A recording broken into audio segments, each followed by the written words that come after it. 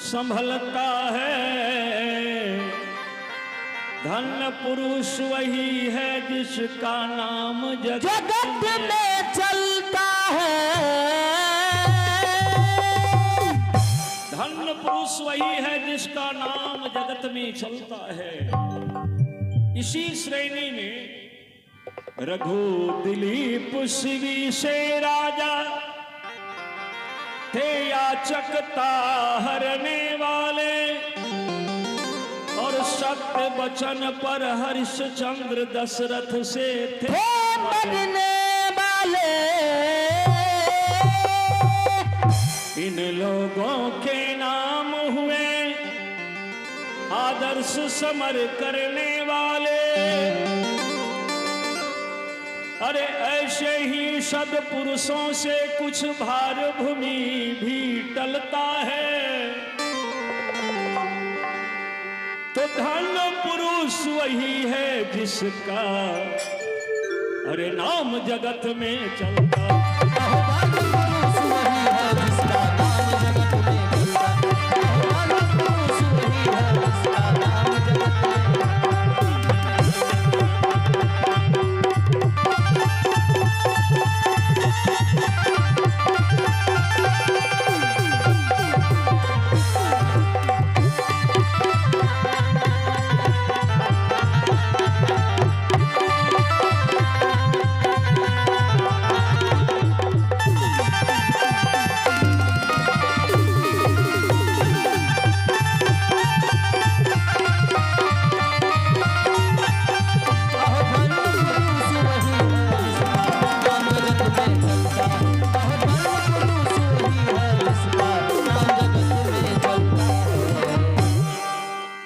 धन्य पुरुष वही है जिसका नाम जगत में चलता है। जिसका नाम जगत में है वो कहां मरा, वो तो अमर है। और जब भी प्रश्न पड़ता है, समय आता है, अवसर आता है, तो वो नाम प्रेरणा बन जाता है, उदाहरण बन जाता है समाज के लिए। रघु दिलीप शिवी से राजा थे, याचकता हरने वाले, सत्य वचन पर हर्षचंद्र दशरथ से थे मरने वाले। इन लोगों के नाम हुए आदर्श समर करने वाले। ऐसे ही सद्पुरुषों से कुछ भार भूमि भी टलता है। धन्य पुरुष वही है जिसका नाम जगत में चलता है। मान्यवर, एक दिन जाना है, कितने राजा गए, कितने रानी गई, कितने राजा गए, कितने रानी गई। राजधानी का कोई भरोसा नहीं। इस संसार में लोग दुखी कब होता है, जब इस संसार के वस्तु को अपना मान बैठता है, त्यों ही दुखी हो जाता है। महाराज हरिश्चंद्र की चर्चा मैं करना चाहूंगा। उन्हें राजपद मिला था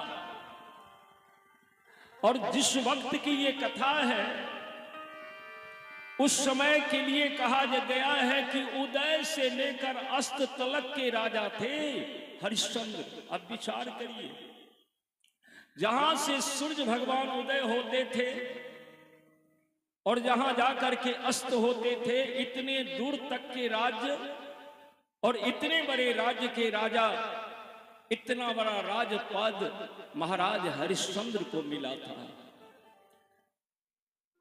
कहा जाता है कि पद में मद होता है।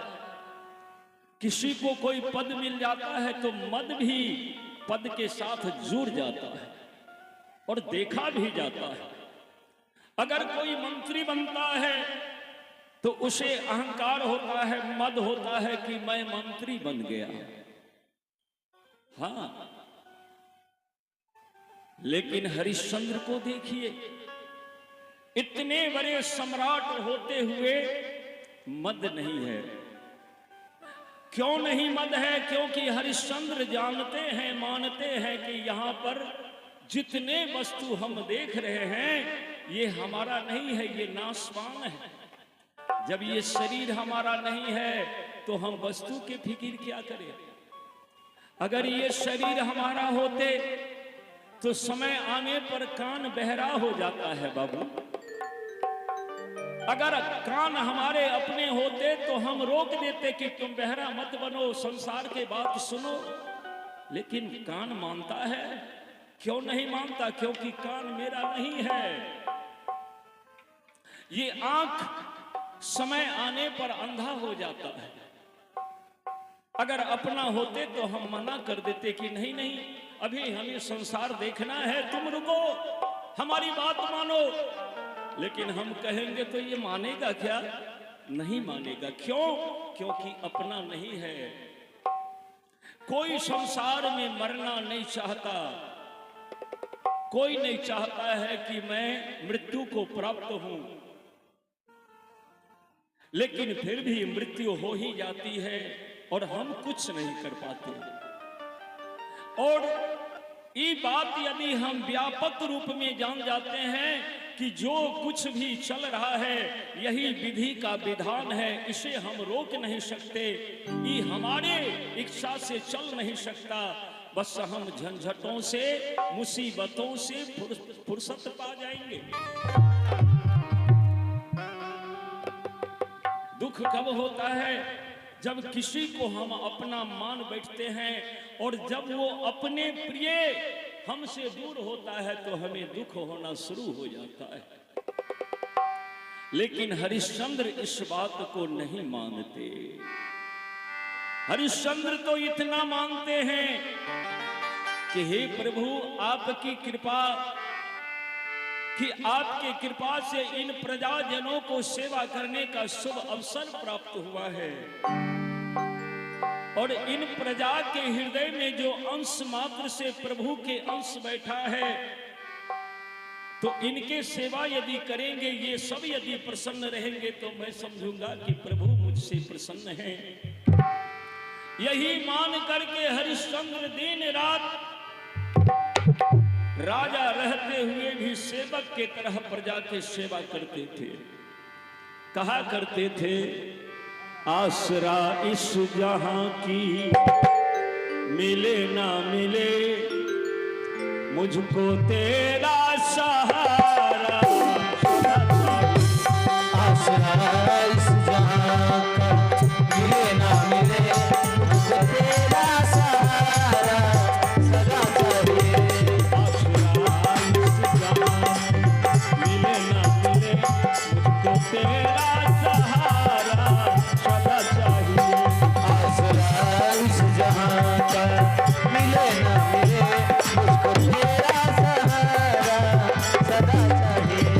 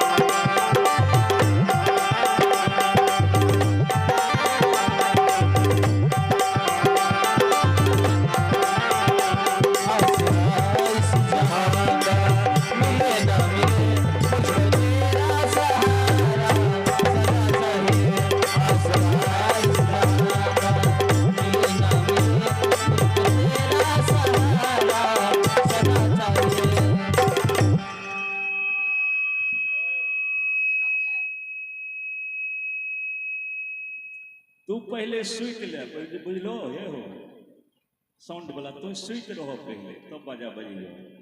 कोनो तरीका है छे मर्दी तेने, साउंड तोहर सेटे ने हलो, सुतल परेशान सब। रात नहीं सुतल हो कि तुरंत विकेटे गिरबे पर लगल रहे। नहीं नहीं, कुर्सी लगाकर बैठिए, कोनो तरीका हो, सुतैयल परेशान। साउंड को कंट्रोल करिए, बस में करिए, स्थिर से रहिए। बोलिए भक्त वत्सल भगवान की जय। आसरा इस जहां की मिले ना मिले, मुझको तेरे सहारा सदा चाहिए। भगवान से सर्वदा यही प्रार्थना करते थे और हरेक प्रजा में ईश्वर के दर्शन करते थे, किसी से विरोध नहीं। सिया राम मैं सब जग जानी, करो प्रणाम जोर जुग पानी। भगवान को सबके हृदय में देखे कर प्रसन्न होते थे और हृदय से सेवा करते थे।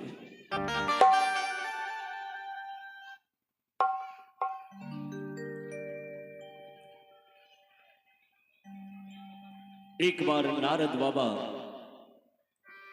देवलोक गए। देवलोक के राजा देवराज इंद्र नारद बाबा से निवेदन किए कि आइए आइए बाबा बैठिए, विराजिए। नारद बाबा बैठते हैं। सारे सेवा सत्कार करने के बाद देवराज इंद्र पूछा नारद बाबा से, कहिए कहिए कहां से आना हुआ। नारद जी कहे कि देवराज मृत्यलोक से आ रहा हूं। मृत्यलोक देवताओं ने इस वसुंधरा का नाम रखा है। ये धरती, ये वसुंधरा मृत्यलोक है। देवताओं ने इनका नाम मृत्यलोक रखा। क्यों? तो यहां पर जो आया है उसे मृत्यु को प्राप्त होना पड़ता है। तो देवताओं की भाषा में नारद बाबा ने कहा कि देवराज मृत्यलोक से आ रहे हैं। अच्छा अच्छा, मृत्यलोक कहां से? मृत्यलोक में कहां से? नारद बाबा कहा कि एक पावन नगरी है अयोध्या, जहां के चक्रवर्ती सम्राट है हरिश्चंद्र, और वो हरिश्चंद्र के नगरी बड़ा पावन है, वहीं से मैं आ रहा हूं।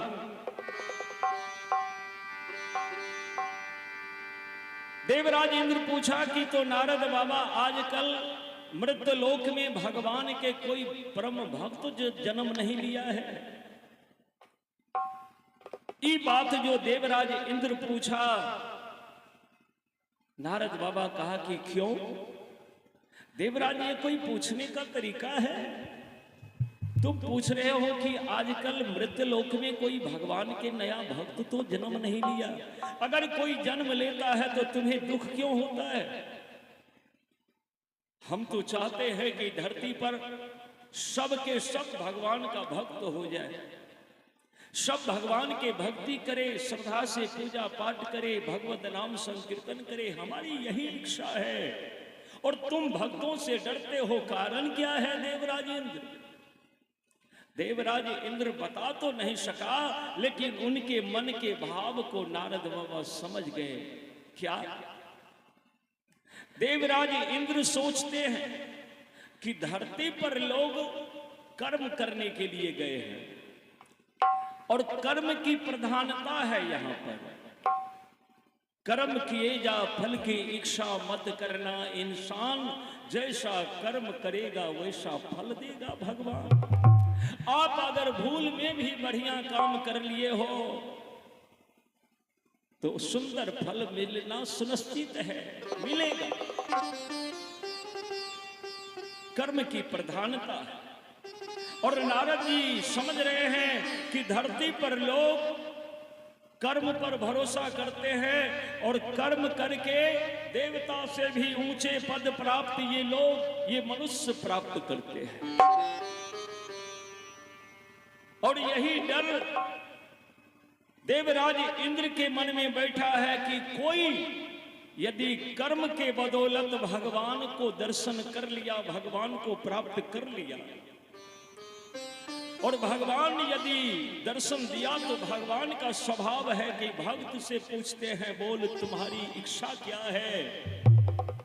और कहीं हरिश्चंद्र से भी भगवान प्रसन्न हुआ और हरिश्चंद्र से भगवान कहीं पूछ दिया कि बोल तुम्हारी क्या इच्छा है। तो हरिश्चंद्र यदि धरती पर उदय से लेकर अस्त तलक के राज कर रहा है तो अगला आक्रमण वो देवलोक पर करेगा। अवश्य हरिश्चंद्र कहेगा कि प्रभु हमको देवलोक दे दिया जाए, इंद्रासन हमको दे दिया जाए, इंद्र के गद्दी हमें प्राप्त होनी चाहिए। और कहीं वो मांग दिया तो भगवान तो मना नहीं करेंगे और हमारी गद्दी छीन जाएगी, हमारी कुर्सी छीन जाएगी। हमसे कुर्सी छीन करके कहीं हरिश्चंद्र को दे दिया गया तो हम कहां जाएंगे? हम तो दर बदर के ठोकर खाते फिरेंगे। ये चिंता हरिश्चंद्र के नाम सुनते ही देवराज इंद्र के मस्तिष्क में घूमने लगा। नारद जी ऊपर से कह दिया कि क्या कहें, हरिश्चंद्र के बारे में तो जन जन में चर्चा है कि चंद्र टले सूरज टले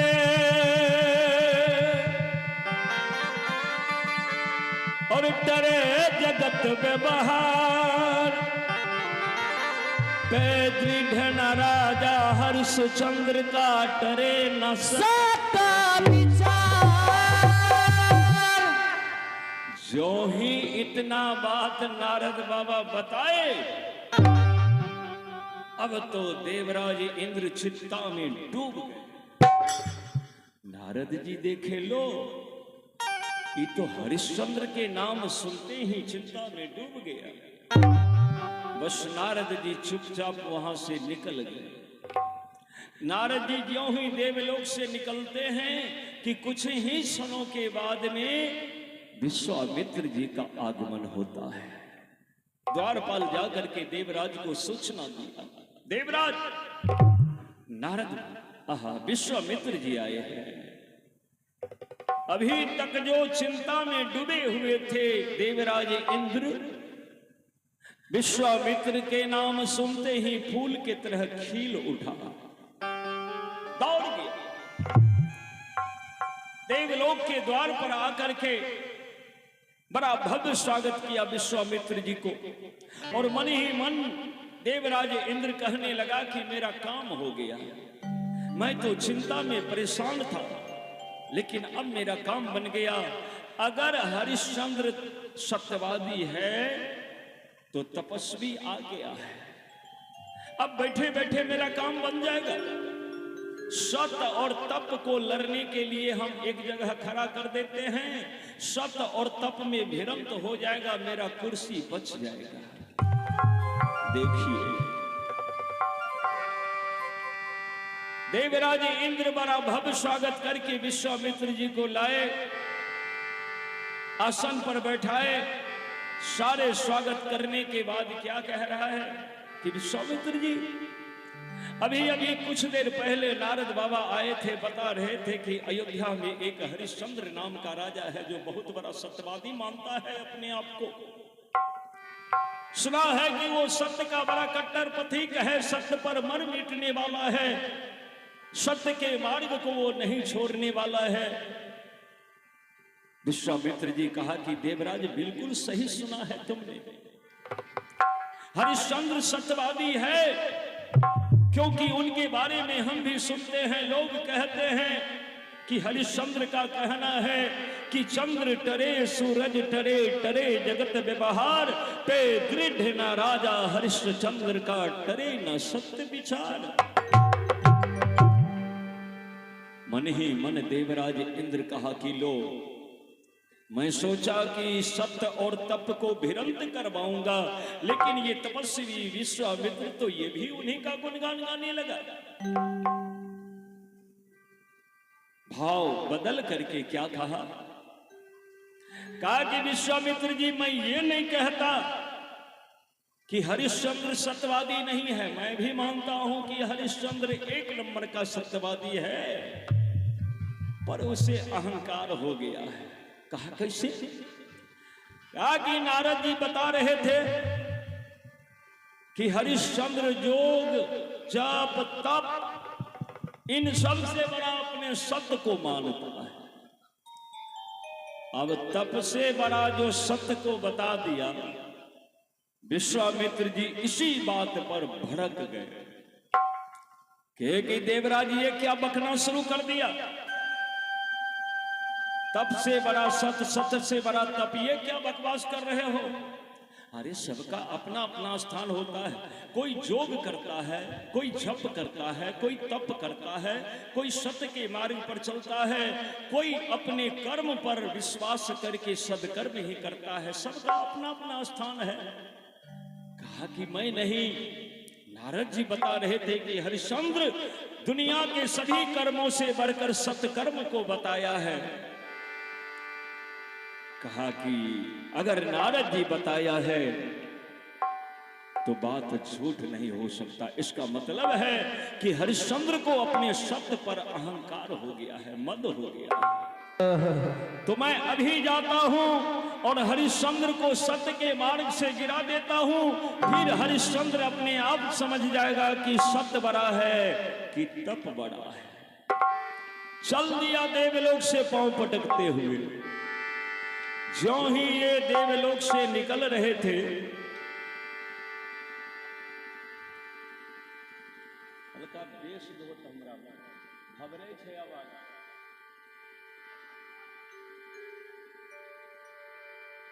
ज्यों ही ये देवलोक से निकल रहे थे कि उधर से गुरु वशिष्ठ जी आ रहे थे। दोनों के देवलोक के द्वार पर ही भेंट हो गई। बोलिए भक्त वत्सल भगवान की जय। तो विश्वामित्र जो क्रोध से आंख लाल करके जा रहे थे, बाबूजी वशिष्ठ जी देखा। वशिष्ठ जी पूछ दिया, क्या बात है विश्वामित्र जी, क्रोध से आपके आंखें लाल है, भ्रिकुटी तनी हुई है, पांव पटकते जा रहे हैं, क्या किसी पर बरस पड़ने का विचार है क्या। विश्वामित्र जी कहा हाँ हाँ। कहा किस पर। कहा कि वो आप ही का जो शिष्य हरिश्चंद्र है ना, उसी को जा रहा हूं सत्य के मार्ग से गिराने के लिए। अब देखिए, गुरुजी से कह दिया कि आपके शिष्य को जा रहा हूं सत्य के मार्ग से गिराने के लिए, भ्रष्ट करने के लिए जा रहा हूं। गुरुजी को बहुत बुरा लगा। वशिष्ठ जी कहे कि विश्वामित्र जी ये बच्चों का खेल है कि आप गए और हरिश्चंद्र जैसे महान सत्यवादी को सत्य के मार्ग से गिरा दिए। कहा कि हाँ हाँ मैं गिरा दूंगा। कहा अगर आपके चाहने के बाद भी हरिश्चंद्र सत्य के मार्ग से नहीं गिरेगा तब। विश्वामित्र कहा कि मैं चाहूं और हरिश्चंद्र यदि सत्य के मार्ग से नहीं गिरा तो मैंने जो 60,000 वर्ष तपस्या किया है, ये सारे तपस्या के फल मैं हरिश्चंद्र को दान कर दूंगा। वशिष्ठ जी कहे तो विश्वामित्र जी आप दांव लगाइए, हरिश्चंद्र अपना बचाव कर लेगा। आप दांव लगाइए, हमें विश्वास है कि हरिश्चंद्र प्राण के बाजी लगा देगा, लेकिन सत्य के मार्ग को नहीं छोड़ेगा। विश्वामित्र कहा लेकिन एक हमारी शर्त है। कहा क्या शर्त है। कहा कि जब तक मैं हरिश्चंद्र को सत्य के मार्ग से गिराकर नहीं लौट जाऊं तब तक आप इसी देवलोक में रहेंगे। वशिष्ठ जी कहे कि वचन दिया आपको, मैं तब तक यहां रहूंगा जब तक आप लौट कर नहीं आएंगे। बोलिए भक्त वत्सल भगवान की। वशिष्ठ जी देवलोक में आकर बैठ गए और विश्वामित्र जी चले गए अयोध्या। और अयोध्या में जाकर के गली गली में भ्रमण करने लगे और हरिश्चंद्र के बारे में जानकारी एकत्रित करने लगे। शायद हरिश्चंद्र के कमजोरी ढूंढ रहे हैं कि हरिश्चंद्र की कमजोरी क्या है। तो हर एक मनुष्य में बाबूजी काम, क्रोध, लोभ, मोह, अहंकार है, कोई इससे बचा हुआ नहीं है। लेकिन ज्ञानी लोग इन पांचों को अपने बस में रखते हैं, विवेक से काम लेते हैं। ज्ञानी लोग इनको जो कहते हैं वही करता है और आम जन इनसे अचेत रहते हैं। तो ये पांच चोर जो चाहता है हमसे आपसे करवा लेता है। पर हरिश्चंद्र जैसे ज्ञानी वो पांच चोर पर हरदम सावधान रहते हैं, नियंत्रण रखते हैं। इसीलिए किसी से कोई विरोध नहीं है और कहीं कोई हरिश्चंद्र के खिलाफ एक शब्द नहीं बोल रहा है। अंत में विश्वामित्र जी पहुंच गए इनके भवन में। इनके भवन में पहुंचे तो मध्य रात्रि की वक्त है। देखते हैं कि एक पलंग पर हरिश्चंद्र सो रहा है और एक पलंग पर भारत के महान पतिव्रता नारी माता सिप्या सो रही है। तीसरे पलंग पर राजकुमार रोहित सो रहा है।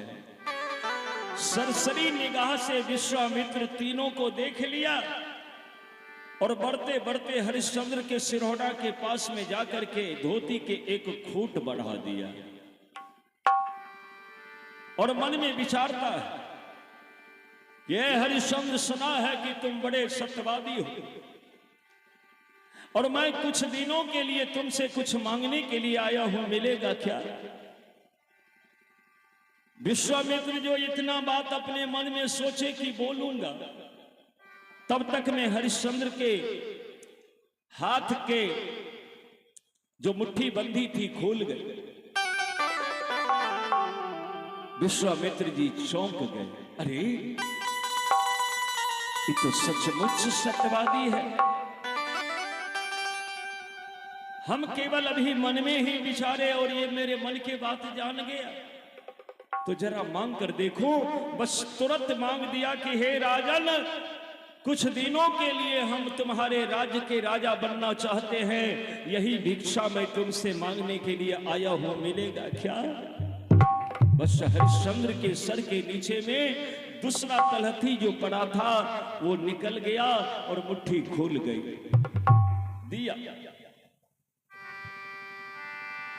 अब जब राजकाज मांग लिए और हरिश्चंद्र सोए अवस्था में जब दे दिए, तब विश्वामित्र को ज्ञात हुआ कि अरे ये क्या किया मैं तो आया था हरिश्चंद्र को सत्य के मार्ग से गिराने के लिए, लेकिन स्वयं माया के बंधनों में मैं बंध गया। मैं इनसे राजपाट मांग लिया, ये लेकर मैं क्या करूंगा? मैं तो तपस्वी हूं, तपस्या करना मेरा कर्म है, लेकिन ये राजपाट हम लेकर क्या करेंगे? नहीं नहीं, ये सब हमको नहीं चाहिए। हमें तो हर हाल में हरिश्चंद्र को सत्य के मार्ग से गिरा देना है।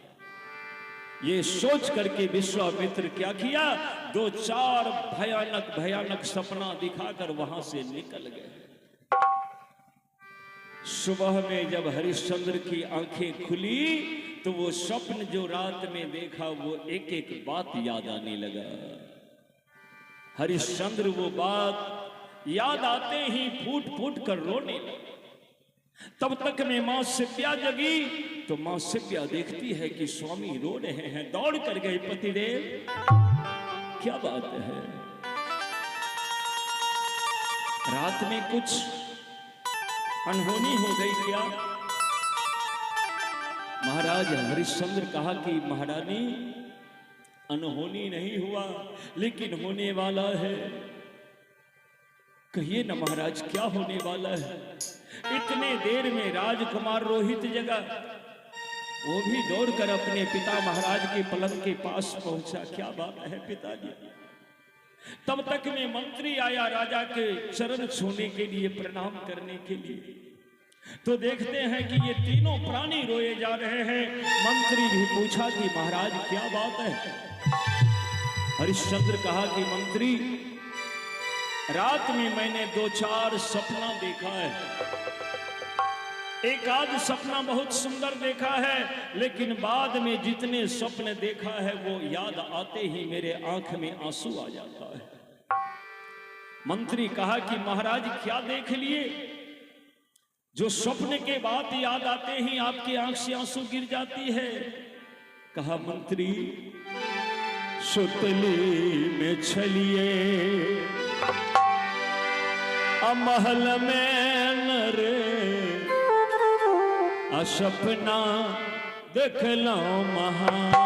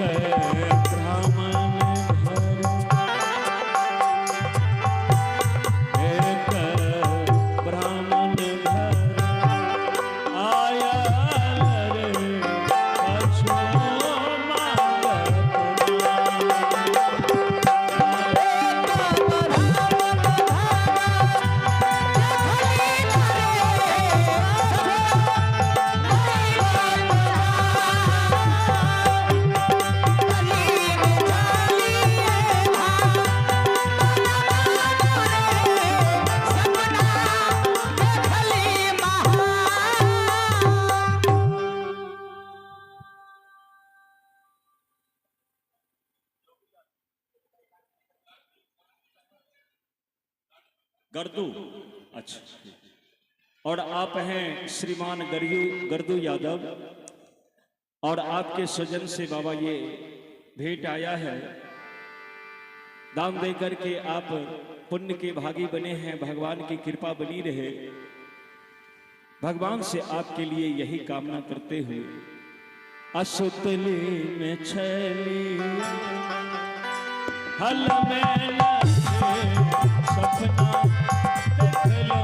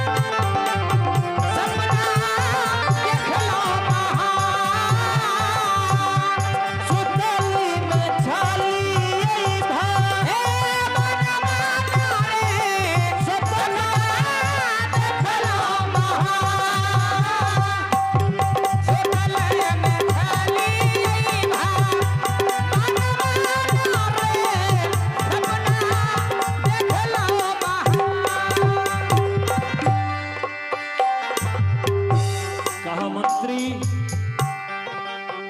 मैंने देखा है कि एक विप्र ब्राह्मण आए हैं, गरीब ब्राह्मण आए हैं, भिखारी ब्राह्मण आए हैं और स्वप्न में हमसे अयोध्या राज काज मांग लिया है और हमने दान में राज काज दे दिया है।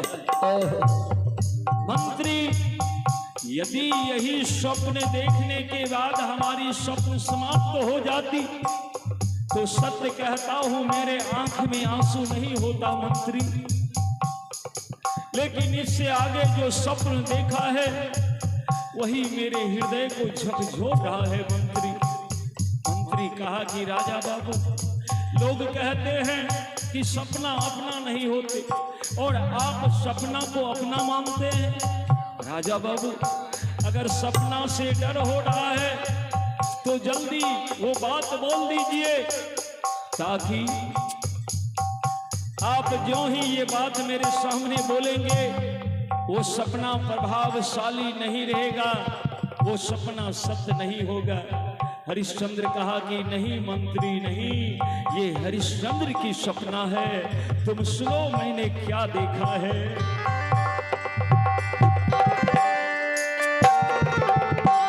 रानी चला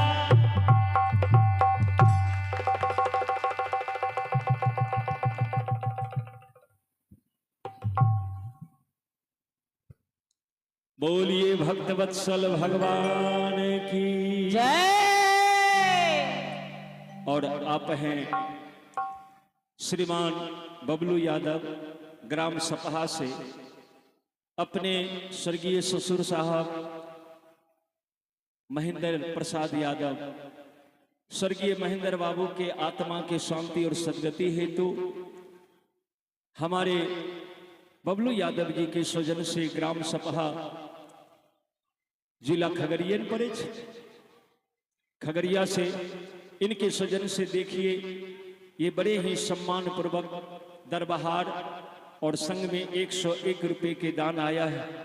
तो बबलू जी, भगवान से हम यही कामना करेंगे कि भगवान आपके स्वर्गीय ससुर साहब के आत्मा को शांति दे, सदगति दे। स्वर्गीय महेंद्र बाबू के आत्मा को भगवान के चरण शरण प्राप्त हो। भगवान से इनके आत्मा के सदगति के लिए कामना करते हुए आपके लिए बबलू जी भगवान से ये कामना करते हैं कि भगवान की कृपा आप पर बनी रहे, आप सब परिवार सानंद जीवन यापन करिए। प्रभु से यही कामना है आपके लिए। सुनाने जा रहे थे, अरे रानी चला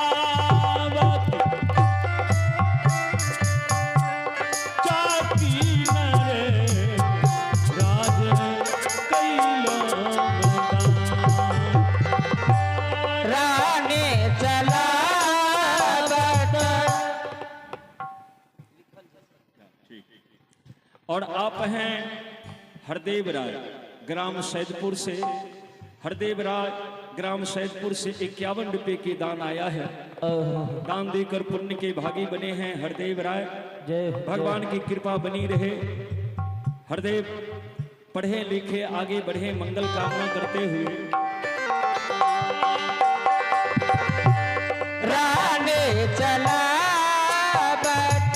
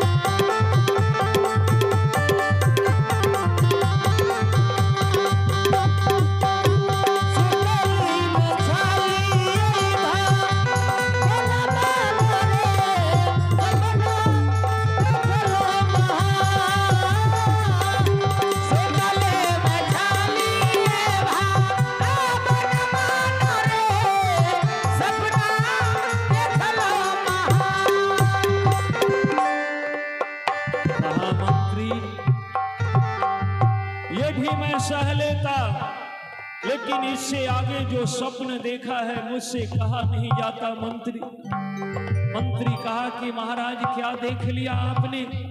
कहा मंत्री, जिस राजकुमार रोहित को तुम लोग फूल के तरह अपने तलहटी पर संभाल कर दुलार करते हो, प्यार करते हो, मैंने स्वप्न में देखा है कि उस राजकुमार रोहित को काला विषधर नाग ने डस लिया है और तुम्हारी माँ, तुम्हारी राजमाता शिव्या रोहित की लाश लेकर अकेले शमशान में भटक रही है और मैं वहां पहरा दे रहा हूं। मंत्री, मैं पहरा दे रहा हूं।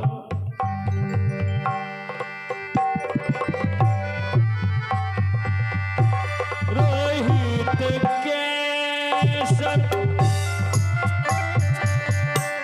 बचलन रे हम तीरथ मसान। रोहित केसर बचलन रे हम तीरथ मसान।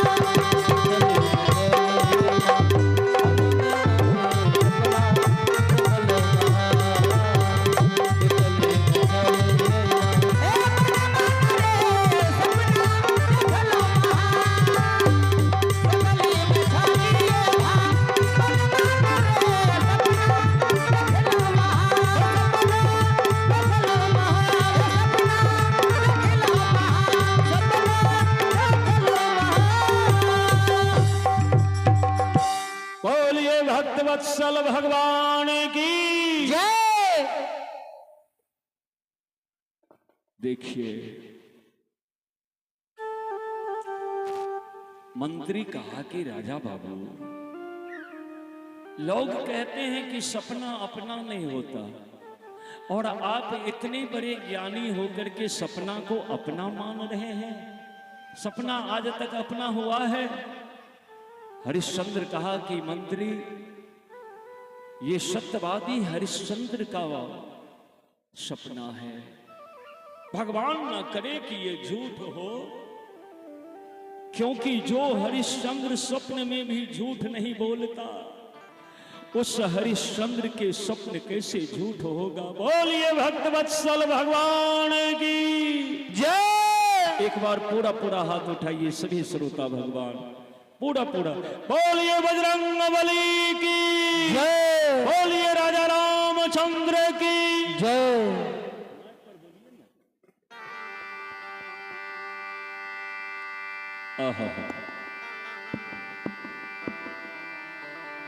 कहा कि राजा बाबू, लोग कहते हैं कि सपना रात में जो देखते हैं और दिन में अगर वो सपना किसी से कह दिया जाता है तो वो सपना प्रभावशाली नहीं होता, वो झूठ हो जाता है।